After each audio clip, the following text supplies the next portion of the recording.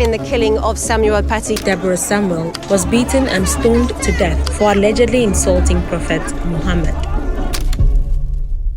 In many Christian traditions, water symbolizes cleansing, healing, protection, and spiritual rebirth, especially in baptism. In 2012, at a church in Mumbai, India, a statue of Jesus began dripping water from its feet.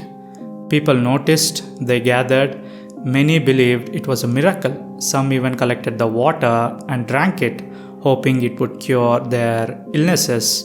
But where was the water really coming from? An Indian rationalist investigated it and discovered the actual cause. It wasn't a miracle, it was plumbing.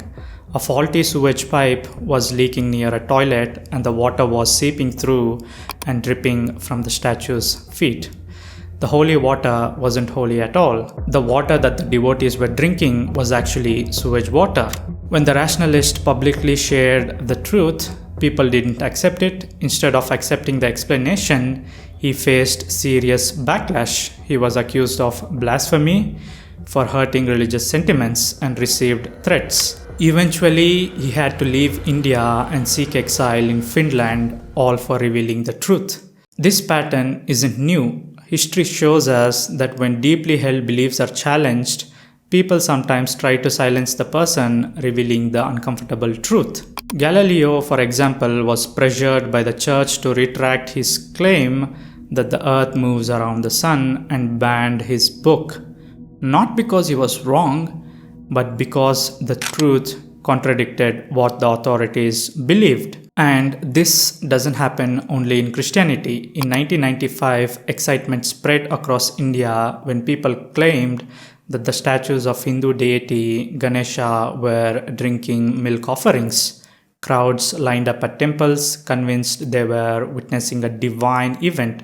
Scientists later explained that the phenomenon was caused by capillary action and surface tension. The milk wasn't being drunk, it was simply spreading across the statue's surface and flowing away. But again, belief overpowered explanation. These examples show that people often interpret unexpected events as divine signs, and while only some of these events are harmless, the consequences can become serious when strong belief mixes with anger and desire to protect the faith. In 2020, a French teacher was murdered for showing cartoons of Prophet Muhammad during a lesson on free speech. In 2022, a Nigerian student was beaten and burned alive by a mob after being accused of blasphemy against Islamic prophet Muhammad for a comment she made in a student WhatsApp group. These cases show what can happen when deeply held religious ideas are challenged.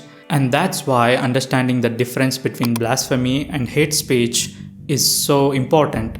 People typically assume that criticisms of a religion means hating the people who follow it. But no, blasphemy is when someone questions, criticizes, jokes about, or even mocks religious beliefs, symbols, or ideas. Blasphemy, it targets ideas, not people. Hate speech, on the other hand, targets people. It spreads hatred, incites violence, or discriminates against individuals or groups because of their religion. The French teacher who showed the cartoons was not harming anyone, but the man who killed him did cause harm, and he was likely influenced by extremist hate speech that spread hostility toward non-Muslims. The distinction is simple. Blasphemy challenges ideas, hate speech attacks people.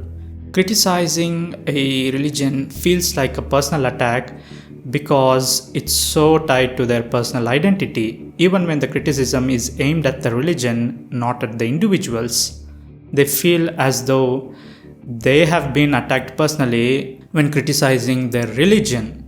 And that confusion is dangerous. Hate speech should be illegal because it can harm people. Blasphemy should not be, because no one should be punished for challenging or criticizing ideas, including religious ideas. We must protect people while being free to criticize or defend any idea. Thank you for watching. See you in the next one.